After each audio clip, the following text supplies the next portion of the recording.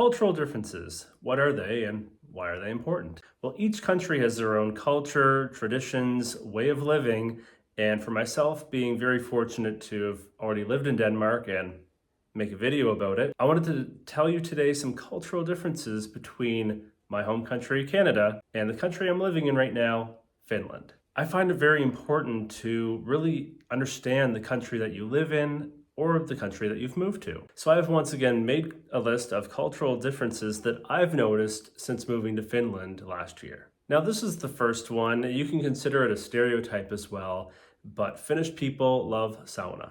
And don't say sauna because I get very upset with that. It's sauna. Now, to my understanding, most people either have a sauna in their apartment or home, or at least have like a community one in the apartment building that they live in. And these places are very almost sacred to them. Like it's a place where they can sit, relax, and just take their mind off of day-to-day life. Some people go every day, some people a few times a week, some people even once a week. But it's really part of their core traditional values here in Finland.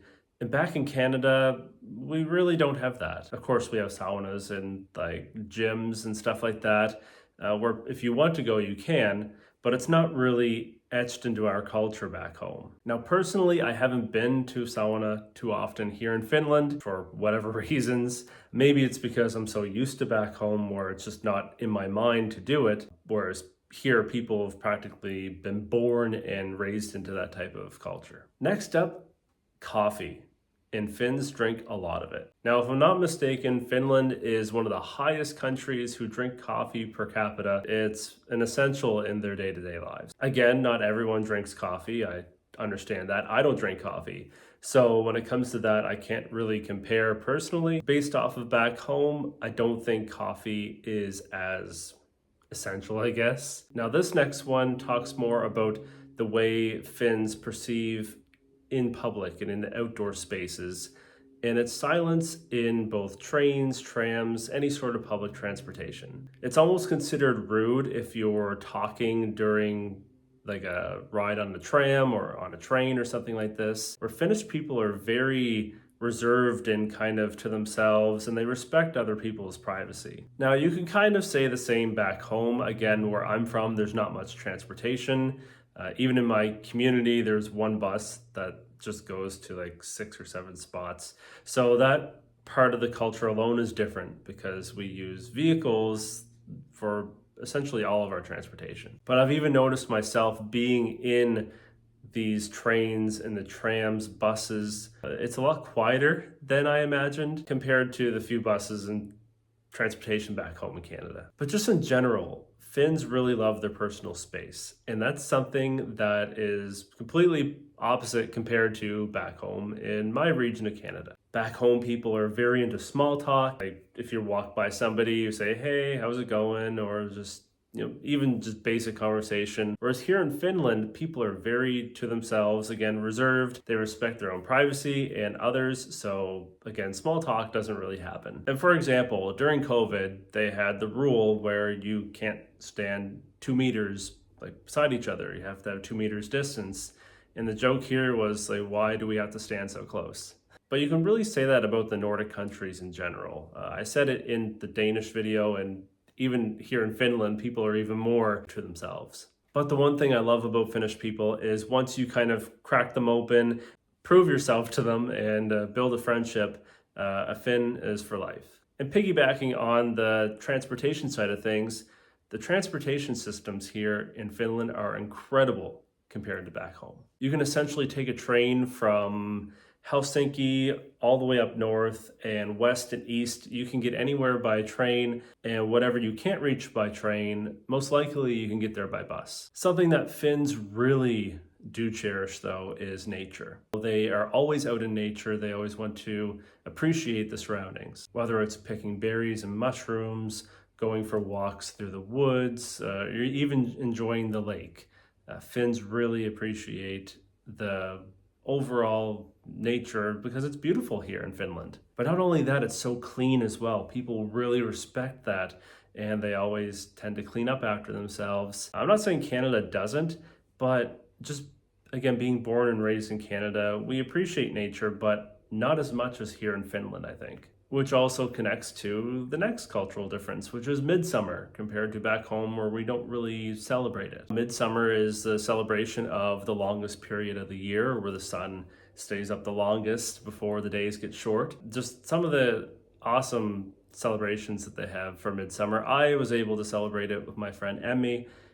We just went by a lake, we had some drinks, some snacks, and just hung out in the very nice weather. It's a really great way of connecting with people and also connecting with nature as well. And speaking of holidays, that is something that is completely different here compared to back home. Now, a lot of jobs provide between 5 to 6 weeks of vacation time here in Finland, where back home, most jobs, you really only get 2 weeks vacation as kind of like the basic, I guess. Now, if you have a higher up type job where you can get more days off, I mean, that's great, but it's generally speaking, everyone gets quite a lot of vacation time here, which is really important for work-life balance. And that's something that the Finns have really done well with, is making sure that you enjoy life. You work, of course, like everyone needs to, but then you also have time for yourself and for your family and do things that you want to do. Now, as I wrapped up recording, I can't believe I forgot this one. It's one of the most unique cultural differences here in Finland compared to Canada. And it's the baby box that parents receive when the child is born. Now, baby box, it sounds odd, but it's literally a box that has the necessities for early childhood.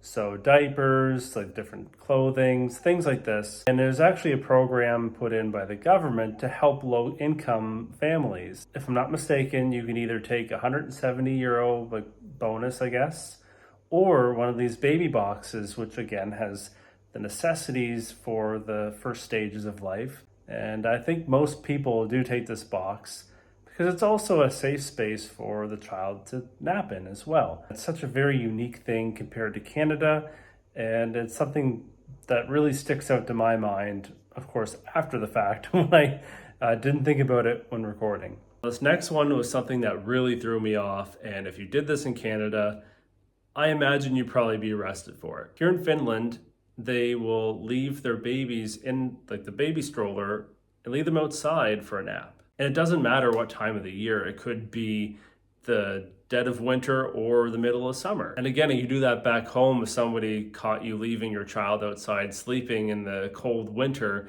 the police are probably going to be called and you get in a lot of trouble. But here, it's a different type of mindset where it's almost healthy in a way for the baby to kind of sleep in this sort of cold.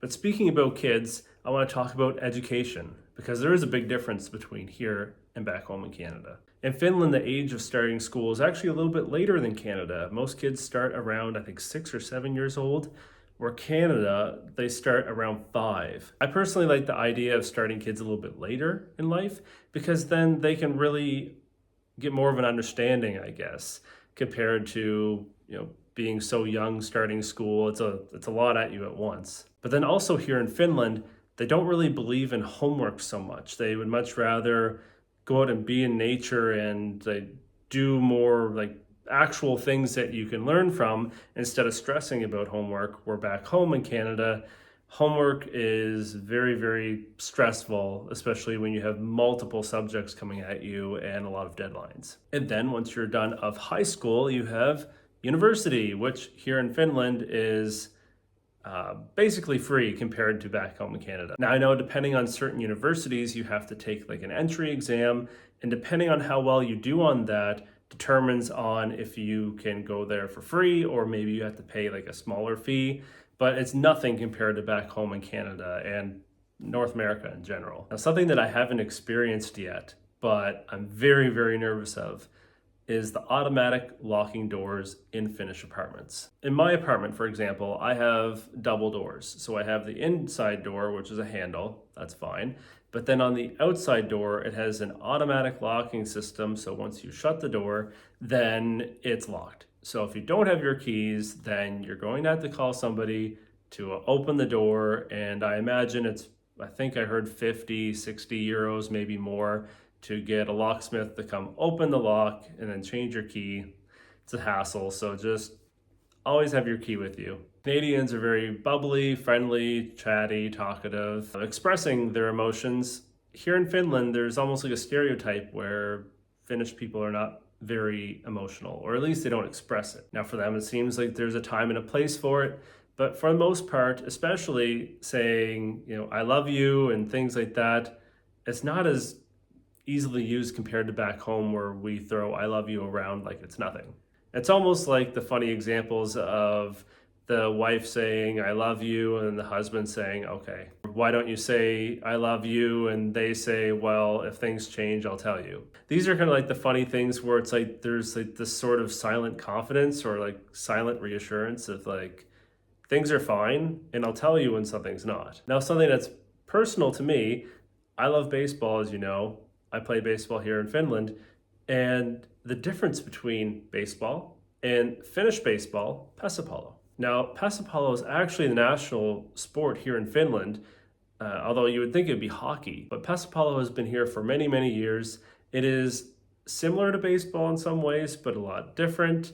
I can go and talk about it in a different video, but the long and short of it is, fielding-wise, it's similar. The field dimensions itself is different, and the rules are, again, similar but different. If you want me to do a video between baseball and pesapallo, let me know, and I can certainly do that since I love baseball. And finally, the cultural difference between Canada and Finland. Finland has a term called torli.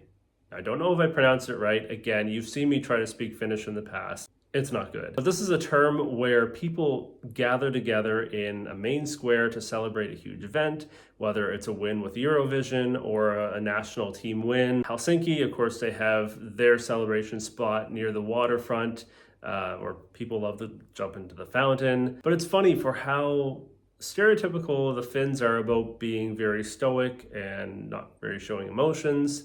How they have this one term where it's almost like they're allowed to just get together and celebrate and be loud. It's almost like a great level of discipline in a way. But that is my cultural differences video for Finland. I hope that you've enjoyed and maybe you learned something new. But this is Thomas signing off. I hope you enjoyed the video, and I'll see you in the next adventure. Let's see how many Finns I really upset in this video.